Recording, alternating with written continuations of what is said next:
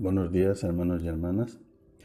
Estos días hemos estado viendo distintos aspectos sobre la oración y últimamente en los últimos capítulos hemos visto eh, lo importante que era permanecer en Cristo y en su palabra para saber cómo orar, ¿no?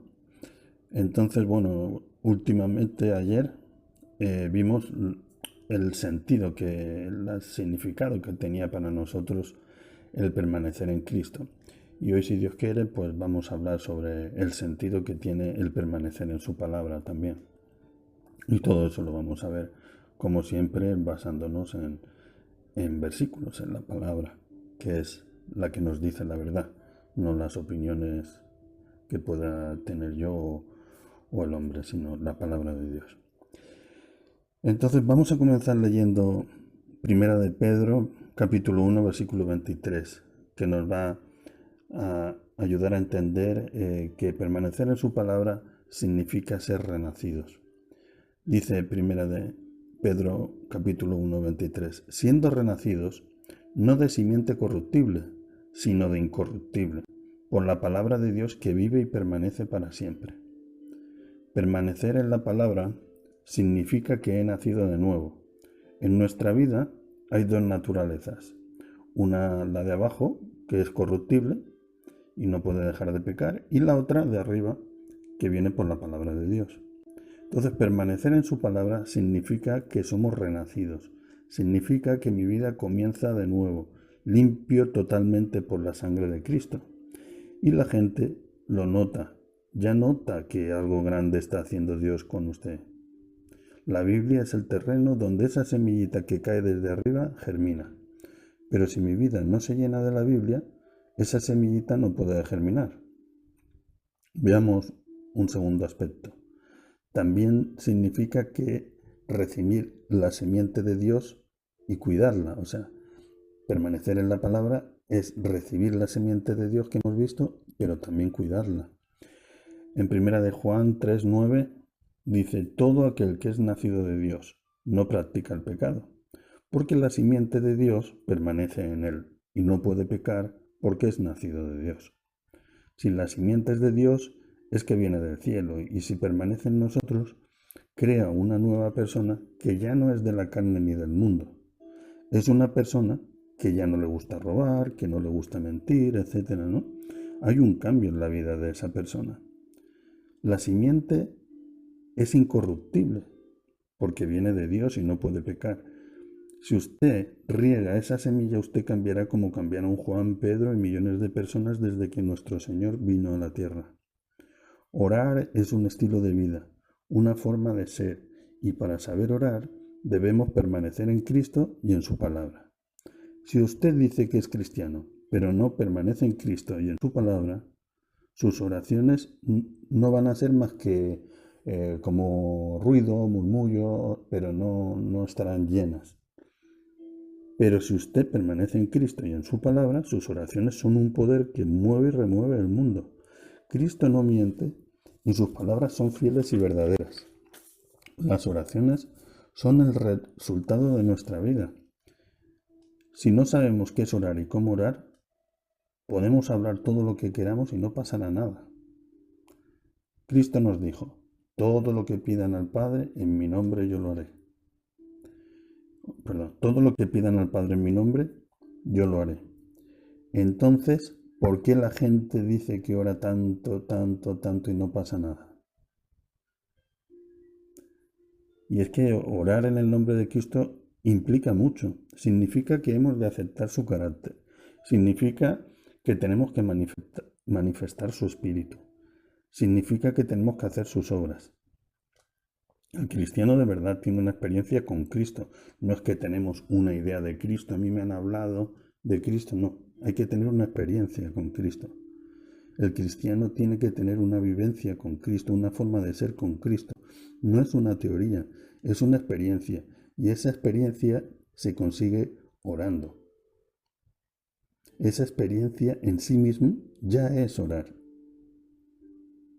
Luego, si permanecemos en Cristo y en su palabra, ya sabemos cómo orar. y se manifiesta el poder de Cristo en la vida del cristiano. Pero a veces por falta de esa práctica se nota cierto languidecimiento en la vida cristiana. Hoy en día es así, hermanos. Se hace mucho ruido, mucho murmullo, se hacen muchas cosas, pero ¿dónde está el poder de Cristo? No se ve. ¿Dónde ha quedado ese poder transformador y regenerador de Cristo? ¿Qué está pasando con nosotros? Dios tiene poder para cambiar la vida de cualquier persona. ¿Pero a quién busca Dios para que le acompañe en nuestro trabajo? Pues a nosotros, a usted, a mí, a gente como nosotros. No piense que está buscando a superhéroes. Vamos a ver otro aspecto de qué significa permanecer en su palabra. Significa tener fe. En Romanos 10:17 dice, así que la fe es por el oír y el oír por la palabra de Dios. Vemos de nuevo la palabra. Si es verdad que escucho la palabra, si es verdad que leo la palabra, si es verdad que me lleno de la palabra, si es verdad que la Biblia está entrando en mi vida, naturalmente que se produce la fe. Y entonces cuando la gente ve esa experiencia en nosotros, la gente se inspira y se motiva porque ahora ya no vivo yo, sino Cristo vive en mí, ¿verdad? ¿No dice eso la Biblia? Y bueno, y una canción que recuerdo yo que dice, ya no vivo yo, Cristo vive en mí, transformado soy por su Espíritu, ¿no? Eso está en una canción, pero eso está en Gálatas 2:20, que dice, literalmente lo voy a leer, dice, con Cristo estoy juntamente crucificado y ya no vivo yo, mas vive Cristo en mí. Y lo que ahora vivo en la carne, lo vivo en la fe del Hijo de Dios, el cual me amó y se entregó a sí mismo por mí. El Señor empieza a sacar el egoísmo de nosotros y pone el altruismo, el querer ayudar a los demás. Hace que nos neguemos a nosotros mismos para servir a los demás. Hacemos sacrificios por servir a la gente y no nos sentimos desgraciados por ellos, sino bendecidos. Acaba no siendo un sacrificio, sino algo voluntario que hacemos con amor. Y la gente se asombra y dice, pero qué raros son estos, ¿no? ¿Por qué están perdiendo su tiempo en ayudar a los demás? Otro aspecto de permanecer en su palabra es que significa que nuestra alma se convierte. En el Salmo 19, del 7 al 9, un salmo muy bonito, dice, la ley de Jehová es perfecta, que convierte el alma. El testimonio de Jehová es fiel, que hace sabio al sencillo. Los mandamientos de Jehová son rectos, que alegran el corazón. El temor de Jehová es puro, el temor de Jehová es limpio, que permanece para siempre. Los juicios de Jehová son verdad, todos justos. Si es verdad que permanecemos en la palabra, entonces somos una persona convertida. Somos una persona nacida de nuevo. Pero si usted dice que es cristiano y no permanece en la palabra y no ha nacido de nuevo, entonces perdóneme, pero miente. No quiero decirlo así, pero no dice la verdad. Y la gente se da cuenta de que no está diciendo la verdad. Porque si decimos que somos cristianos, pero ni permanecemos en la palabra y no nacemos de nuevo, pues estamos hablando falsamente. Necesitamos permanecer en su palabra. Si es verdad que permanecemos en la palabra de Cristo, somos personas convertidas. Somos personas nacidas de nuevo y nuestra vida tiene que reflejar a Dios Santísimo, a quien oramos, ¿no? Eso es orar. Orar es un estilo de vida y si permanecemos en Cristo y en su palabra y nos arrodillamos para hablar con Dios viviendo así, el cielo desciende para estar con nosotros. El tiempo pasa y pasa y a veces ni nos damos cuenta de que estamos orando.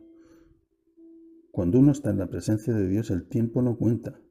El tiempo en realidad ha sido un paréntesis que ha aparecido en el mundo, que comenzó cuando el primer pecado. Antes del pecado no había tiempo. Adán y Eva iban a vivir para siempre y solo el pecado estropeó eso.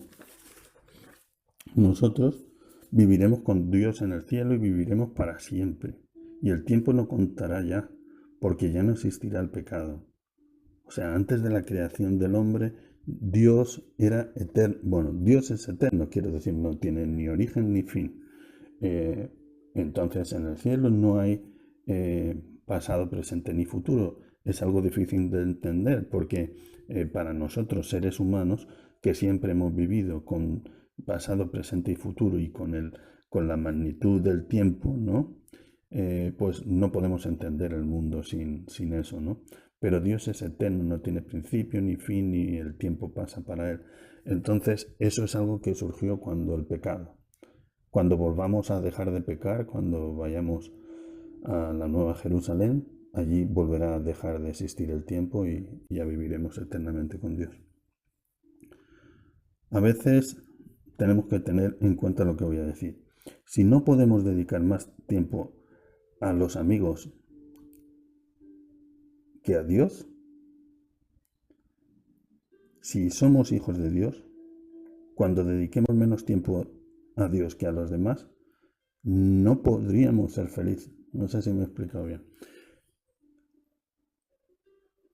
Cuando de verdad estamos enamorados de Dios, estamos enamorados de Cristo, si dedicamos la mayor parte de nuestro tiempo a estar con los amigos, jijiji, jajaja, y nos conformamos con estar 10 minutos con Dios cada día, es que algo falla, porque deberíamos notar que nos falta Dios.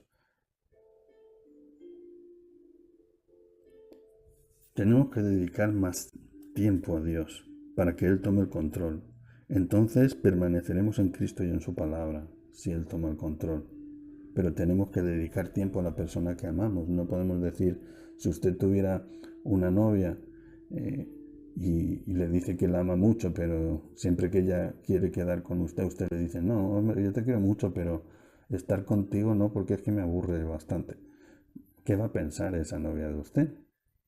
O si usted tuviera un hijo que usted le dice a su hijo, ay, ¿cuánto te quiere papá? ¿Cuánto te quiere papá? Pero papá nunca quiere estar con el hijo porque se aburre estando con su hijo, pues dirá, mi padre me dice que me quiere mucho, pero no quiere estar conmigo. Y al revés, un padre que tiene un hijo que dice, ay papá, cuánto te quiero, pero no quiero hacer nunca nada contigo, ni estar contigo, ni voy a visitarte, ya estás mayor y te quiero mucho, pero no pienses que voy a ir a verte, ni nada por el estilo. O sea, el amor se demuestra queriendo estar con la persona amada. Entonces tenemos que dedicar más tiempo a Dios. Y entonces, a través de nosotros, el Espíritu Santo, si dedicamos más tiempo a Dios, hará que nos llevemos bien con la gente. Y si la gente no quiere llevarse bien con nosotros, pues que les vaya bonito. No sé si me entiendo. Quiero decir, nosotros somos hijos de Dios. Si la gente le gusta como somos, pues gloria a Dios. Pero si se enfadan porque decimos, me voy a ir ya a casa porque voy a ir a orar o voy a leer la palabra, y se enfadan por eso, pues que les vaya bonito, ¿no? O sea, quiero decir que, gloria a Dios, que disfruten, pero yo quiero ir a casa a leer la palabra o a orar, no me voy a quedar más rato, lo siento.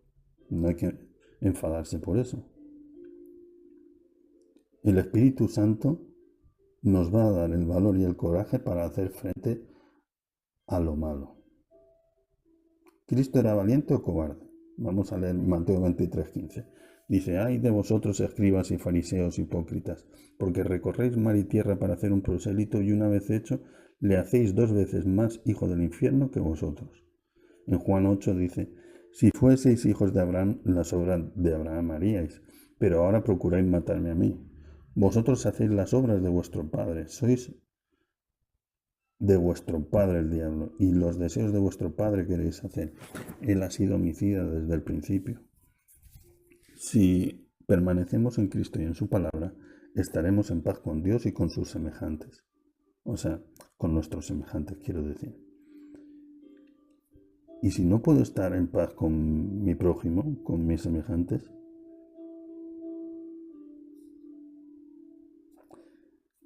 a ver, es que no quiero que me entiendan mal, no estoy intentando que dejen de ser amigos de sus amigos, ni que dejen de relacionarse con las personas. Lo que estoy diciendo es que lo primero en nuestra vida es Dios.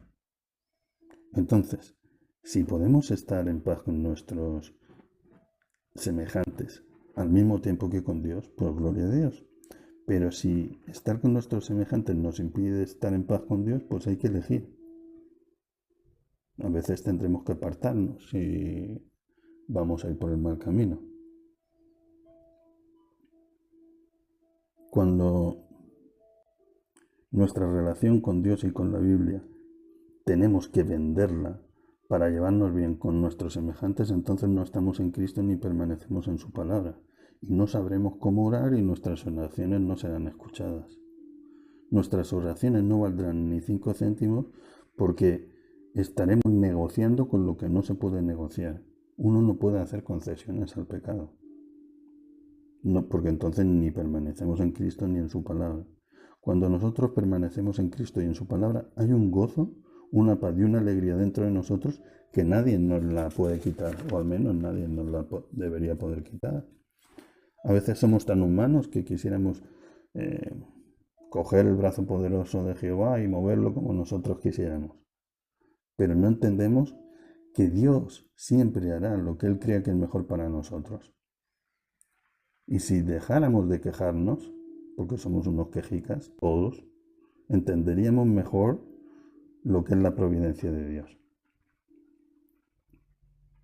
Debemos dejar que Dios sea Dios y que Él haga lo que más nos convenga. No intentar nosotros dirigir a Dios, sino dejarnos dirigir por Dios a través de su Santo Espíritu.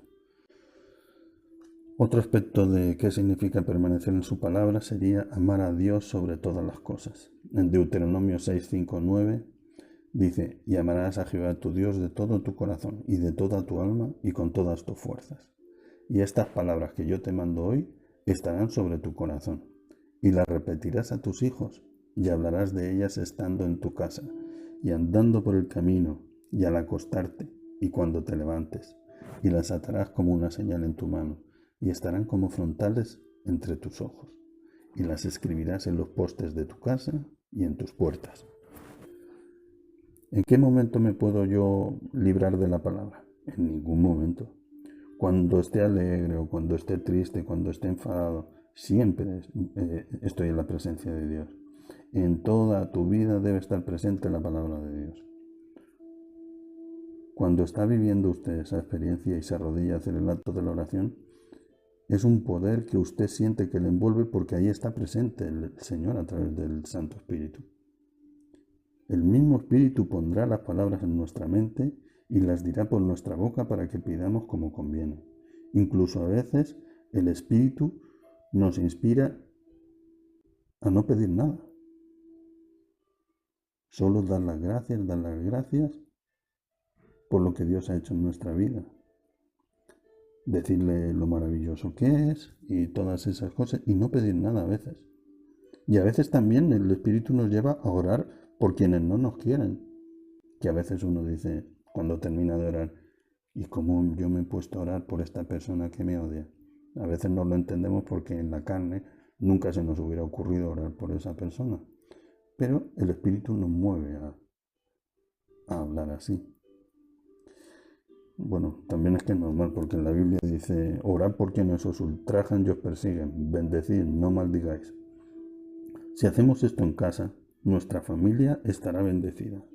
Si permanecemos en la palabra, el Espíritu nos enseñará cómo amar a Dios, cómo amar al prójimo, e incluso cómo amarnos a nosotros mismos, que a veces dejamos de amarnos a nosotros mismos y no nos queremos. ¿Cómo sabemos si la mayoría de las personas se aman a sí mismas o no se aman a sí mismas? En que si no hacen lo que Dios dice, es que no se aman a sí mismas. Porque si no hacemos lo que Dios dice, es como si estuviéramos matándonos lentamente. Porque estar alejados de Dios es tinieblas y oscuridad. Parece que sea teatro lo que estamos diciendo, esto de estar lejos de Dios es tinieblas y oscuridad, pero no es teatro. Estar cerca de Dios es luz, es vida. Estar lejos es muerte. Y si nos alejamos de Dios, pues nos estamos matando lentamente. A veces solo pensamos en esta vida, pero yo hablo de una vida futura, espiritual, eterna. A veces para hacer una cirugía, ¿no? Para curar hay que cortar. Entonces tenemos que dejar que Dios corte lo que haga falta y nos sane. Cuando abrimos la boca para orar, hablamos de la palabra, anunciamos la palabra, decimos la palabra de Dios. A veces, hablando con hermanos, hay algún hermano que me ha dicho, ¿tú qué opinas de tal cosa? Y yo le he dicho, bueno, yo no opino nada de eso. Yo solo creo lo que diga la palabra. Y me decía, no, hombre, pero tú tendrás una opinión sobre este tema. Y digo, a ver, yo me daba cuenta que lo que quería es que hiciéramos una discusión como hacen los hombres sobre cualquier tema, sobre política, tal. ¿Tú qué opinas? ¿Yo qué opino? Eso no. Y nadie me va a llevar a ese tipo de discusiones. Yo solo creo lo que diga la palabra, entonces yo no doy opiniones. Yo digo, si la palabra dice esto, pues a lo mejor yo no lo entiendo, pero si la palabra dice esto, Dios es más sabio que yo, y si lo ha dicho, será porque es mejor para nosotros, ¿no? Entonces, bueno, no dejen nunca que nadie les saque de la Biblia para meterle en su terreno. Nuestro maestro es Cristo, ¿sí? Y por eso seguimos su palabra, que está en la Biblia. Porque, bueno, si alguien no quiere seguir la Biblia, entonces que revise quién es su maestro, porque quizá esté siguiendo a alguien que no es Dios. Otro aspecto de permanecer en la palabra sería que significa que tenemos que hacer prosperar tu camino y que todo nos irá bien. En Josué 1:8 dice, nunca se apartará de tu boca este libro de la ley, sino que de día y de noche meditarás en él, para que guardes y hagas conforme a todo lo que en él está escrito, porque entonces harás prosperar tu camino y todo te saldrá bien. O sea que permanecer en su palabra significa meditarla, guardarla, obedecerla de día y de noche, y entonces todo nos saldrá bien. Y si Dios lo dice, ¿quién le puede contradecir? ¿No cree que esto es una fórmula segura para vivir con éxito la vida? ¿Y dónde está la clave? En guardar la palabra. Si hacemos eso, notamos que en esa persona que hace eso, si usted tiene un hermano que hace eso, usted va a notar que él marca una diferencia con aquellos que no lo hacen. Las personas no son iguales. A veces vemos un hermano y decimos, ay, me gustaría ser así un poco como él. Pues seguro, pregúntele, verá, o fíjese, verá que esa persona vive conforme a la palabra de Dios. Meditar es mirar hacia adentro de nosotros. Si meditamos y miramos hacia adentro de nosotros y pensamos, veremos lo que Dios ha hecho en nosotros. Veremos quiénes éramos antes y quiénes somos ahora. Y pensaremos, ¿quién ha hecho esto en mi vida? Si yo antes era así y ahora soy así. ¿Quién lo ha hecho? Pues obviamente lo ha hecho Dios, nosotros no.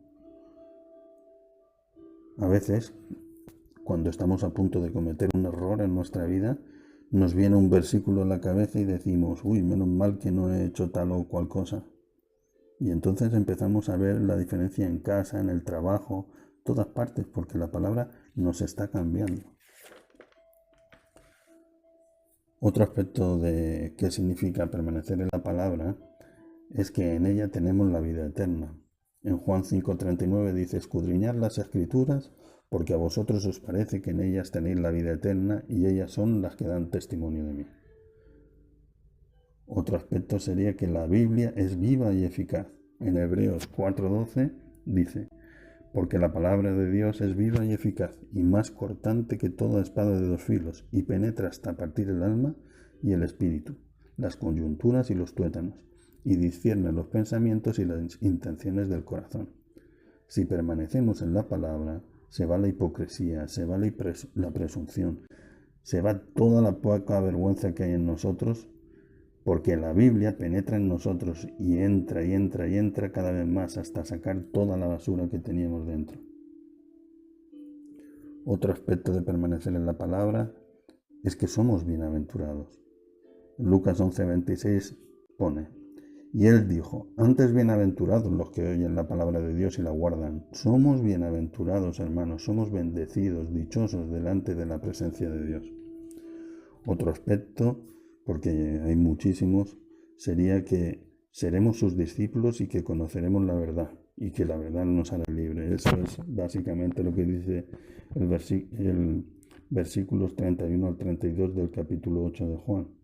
Dice, si vosotros permanecéis en mi palabra, seréis verdaderamente mis discípulos y conoceréis la verdad y la verdad os hará libres. Seremos libres del pecado y de la maldad, libres del sentimiento de culpa. En Juan 14, 23, 24 dice, respondió Jesús y le dijo, el que me ama, mi palabra guardará, y mi Padre le amará, y vendremos a él y haremos morada en él. El que no me ama, no guarda mis palabras, y la palabra que habéis oído no es mía, sino del Padre que me envió. Esto significa que el Padre y el Hijo vendrán a morar con nosotros, y la gente lo notará. Cuando usted está en la presencia de Dios, cuando usted se relaciona con Dios, la gente sabe que algo que no es normal está pasando. Y cuando se relacionan con usted, cuando escuchan cómo habla, cuando ven cómo piensan las cosas que hace en su vida, se dan cuenta de que esto no es normal y corriente. Y eso les da alegría, les da gozo y salvación a esa persona si creen en Dios. Porque ven en usted lo que Dios puede hacer en la vida de ellos. Dice, si Dios ha podido hacer esto en esta persona, pues también lo podrá hacer en mí. Porque a veces nosotros pensamos, bueno, pero si ese era peor que yo, si Dios ha podido hacer eso, bueno, esas cosas las decimos cuando somos bastante novatos en Cristo, ¿no? Que a veces decimos, bueno, pues si Dios ha cambiado a esa persona que la conozco desde que era pequeño y era mucho peor que yo y ahora es alguien que admiro, pues si lo ha hecho en él, lo podrá hacer en mí, y así es. No por compararnos a nadie, a veces somos muy infantiles en eso, pero bueno, es normal cuando estamos recién conociendo a Dios, pero luego nos damos cuenta de que, sin compararnos con nadie, que si Dios ha hecho algo en alguien, también lo puede hacer en nosotros. En Juan 15:3 dice, ya vosotros estáis limpios por la palabra que os he hablado. La palabra nos limpia de pecados, de juicios, de prejuicios, de todo. Otro significado del permanecer en su palabra sería que hemos creído en Jesucristo. En Juan 17, versículos 7 y 8 dice, ahora han conocido que todas las cosas que me has dado proceden de ti, porque las palabras que me diste les he dado, y ellos las recibieron, y han conocido verdaderamente que salí de ti, y han creído que tú me enviaste. Otro significado podría ser que no somos del mundo. En Juan 17:14 dice, yo les he dado tu palabra, y el mundo los aborreció, porque no son del mundo, como tampoco yo soy del mundo. No somos del mundo, hermanos. Estamos en el mundo, pero no somos de él. Ahora somos ciudadanos del cielo, somos miembros de la familia de Dios. La gente que se relaciona con nosotros se tiene que dar cuenta que nuestra ciudadanía no es de esta tierra, sino de allá arriba, del más allá. Nuestra manera de hablar, nuestra forma de vestir, nuestra forma de ser, todo nuestro ser tiene que mostrar la experiencia de que ya no somos ciudadanos de la tierra. Ahora somos, como dice en griego, me gusta esa palabra que dice que somos kenoi. Kenoi significa ciudadanos en tránsito. Es eso que a veces dice, estamos de paso en esta tierra, ¿no? Eso es lo que significa la palabra kenoi en griego. Y es que estamos de paso, somos ciudadanos en tránsito. Es como decir, me detuve aquí en la tierra para hacer una escala, pero mi destino final es la Canaán celestial, la Nueva Jerusalén.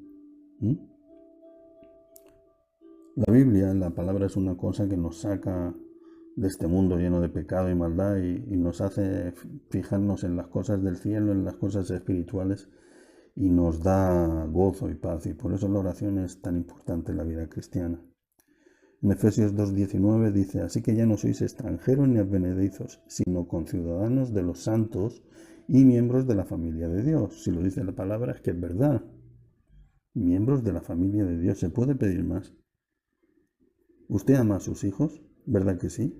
Entonces imagínese si Dios nos ama, que dio a su Hijo unigénito para nuestra salvación. Dios ha sido tan bueno y tan misericordioso con nosotros que bueno, yo muchas veces no lo entiendo porque hemos sido tan, no solo nosotros, digo, toda la historia del hombre ha sido tan corrupta y tan de tropezar una y otra vez, y Dios siempre misericordia, misericordia, misericordia. Verdad que la palabra dice que sus misericordias son nuevas cada mañana, y la verdad es que lo vemos, porque es que nuestros fallos han sido continuos desde Adán y Eva hasta hoy, siempre. Dios ha estado esperando miles de años a que acabe nuestra inconsciencia, ¿no? Venga a darnos oportunidades una y otra vez. Se podía haber pensado, bueno, he intentado hacer al hombre, hice a Adán y Eva y no ha funcionado, pues ya está. Solo les puse el paraíso, solo les pedí una cosa, que no comieran del árbol del bien y del mal, y ni siquiera pudieron cumplir esa única condición. Podría haber dicho, bueno, pues hace un mal experimento, pero no, por el amor de Dios, que nos amó desde antes de la fundación del mundo. Es que aquí estamos vivos. Pudo haberse hartado muchas más veces cuando Moisés sacó al pueblo de Israel de Egipto y lo llevaba a Canaán. Podía haberse hartado otra vez, porque a los 2 días ya querían volverse otra vez a Egipto, pero también volvió a dar una oportunidad. Y como no cambiábamos y no cambiábamos, pues envió a su Hijo a lavar nuestros pecados con su propia sangre. Y nosotros siempre tan desagradecidos como siempre, eso hay que reconocerlo. Dios lo dio todo por amor. ¿Por amor a quién? A usted, a mí, a todos nosotros. Entonces creamos a Dios, creamos en su palabra, permanezcamos en Jesús, permanezcamos en su palabra y veremos que, tal como decía Josué 1:8, todo nos saldrá bien.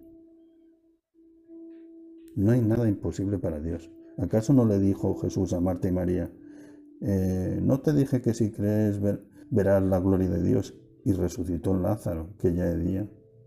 Entonces, ¿qué más necesitamos para creer? O quizás que no creemos esto. O sea, quizás que no nos creemos que Lázaro resucitó.